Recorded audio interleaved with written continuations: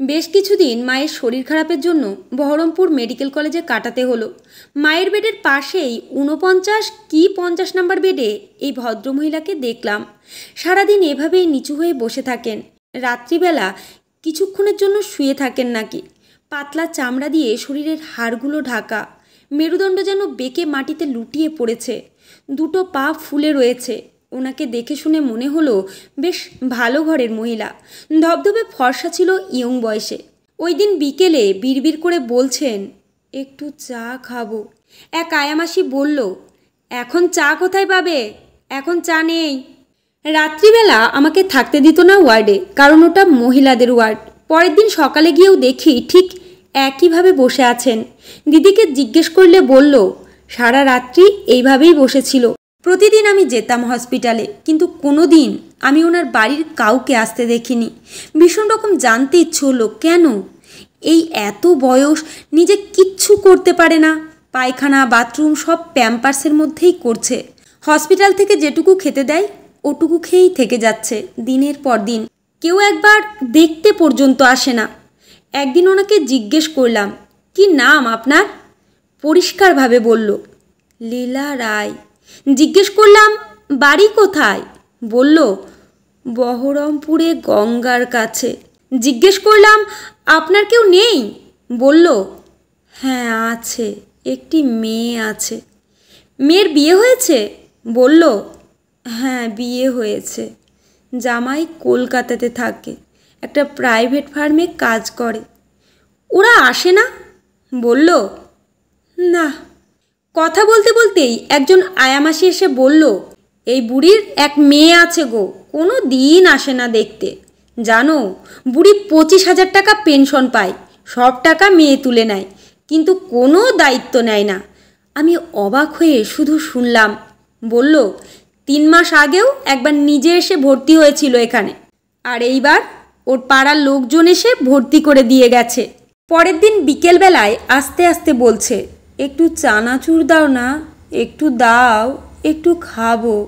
আমাদের কাছে চানাচুর ছিল না, হসপিটালে কে চানাচুর নিয়ে যাবে? আমার বউ বলল, আমাদের কাছে চানাচুর নেই, বিস্কুট আছে, বিস্কুট খাবেন? হাত নেড়ে বলল, না। বেশ কয়েকবার বলার পর উনি রাজি হলেন বিস্কুট নিতে। আমাদের কাছে মারিগোল্ড বিস্কুট ছিল, সেটা হাতে নিয়েই বললেন, বাটার কুকিজ নেই? আর পাশের ও সামনের বেডের লোকজন খুব হাসতে লাগলো। ভাবুন একবার তাহলে, এই ভদ্রমহিলার খাবার অভ্যেস কী ছিল এক সময়, যে আজ ২৫,০০০ টাকা পেনশন পায়। তার স্বামীর মাইনে কত ছিল সেই দিনে? কি অদ্ভুত এই জীবনচক্র। পরের দিন সকালবেলাতে গিয়ে দেখি ওনার প্যাম্পার্স ভিজে গিয়েছে, জামা কাপড়ও ভিজে গেছে। ওখানকার বেশ কিছু আয়ামাসি ভালো, তারা নিজেরাই এই মহিলার কাজ করে দিচ্ছে, তাকে খাবার এনে দিচ্ছে, অক্সিজেন লাগিয়ে দিচ্ছে মুখে। একজন আয়ামাসি আমার সামনেই তার প্যাম্পার্স চেঞ্জ করানোর অনেক চেষ্টা করলো, কিন্তু উনি করতে দিলেন না, ওভাবেই বসে রইলেন। ভদ্রমহিলার কোমরে একটা ছোট্ট ব্যাগ আছে, আর তার মধ্যে বেশ কিছু টাকা আছে। আয়ামাসিরা সারাদিন তার টুকটাক কাজ করার পর ওই ব্যাগ থেকে কেউ ২০০ টাকা, কেউ ২৫০ টাকা নিয়ে যায়। এক মাসি আমাদের দেখালো, দেখুন আমি কিন্তু ২০০ টাকা নিচ্ছি। দুপুরবেলার দিকে ডাক্তার এসেছে, নার্সরা ওনার নাম ধরে ডাকছে, লীলা রায়। লীলা রায়ের বাড়ির লোক কে আছে? কেউ না থাকাতে ডাক্তার এসে ওনাকে দেখলো না, সেরকম কিছু ট্রিটমেন্টও চলছে না ওনার। মাঝে মাঝে অক্সিজেনের মাস্কটা একটু পরিয়ে দিচ্ছে আয়ামাসিরা। ওই দিন বিকেলে ওনাকে বললাম, আমি আমার মাকে বাড়ি নিয়ে যাব, আপনিও সুস্থ হয়ে তাড়াতাড়ি বাড়ি ফিরে যান। আমার এই কথাটা শুনে বলল, বাবা তোমাকে হাত জোর করে বলছি, আমাকে একটু বাড়ি দিয়ে এসো, আমাকে ভারত সেবাশ্রম সঙ্গে দিয়ে এসো। শুনে খারাপও লাগলো, আসলে আমার হাতে তো কিছু করার নেই। এইভাবে অচেনা কাউকে হসপিটাল থেকে ডিসচার্জ করিয়ে নিয়ে যাওয়া যায় না, অনেক কিছু প্রোটোকল থাকে।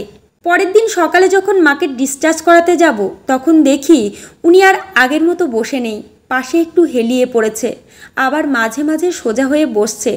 ওনাকে বললাম, আমরা আসছি, আপনি সুস্থ হয়ে উঠুন। আজ আর কিছু বলল না মুখে, হাত উঠিয়ে বলল, আচ্ছা। আমি আজও ভেবে যাচ্ছি, কি অদ্ভুত মানুষ আমরা, কি অদ্ভুত ছেলে মেয়ে, কি অদ্ভুত এই প্রজন্ম। অসুস্থ এক সমাজ তৈরি হয়ে যাচ্ছে। কিভাবে পারে? নিজের ছেলেমেয়েরা তার বাবা মাকেও দেখতে নারাজ আজকালকার দিনে। সবাই তো একদিন বুড়ো বুড়ি হবে, সেদিন কি হবে এদের? যদি কোনো এজেন্সি আপনাদের চেনা জানা থাকে তাহলে তাদের জানাবেন, যদি ওনারা নিয়ে যেতে পারেন।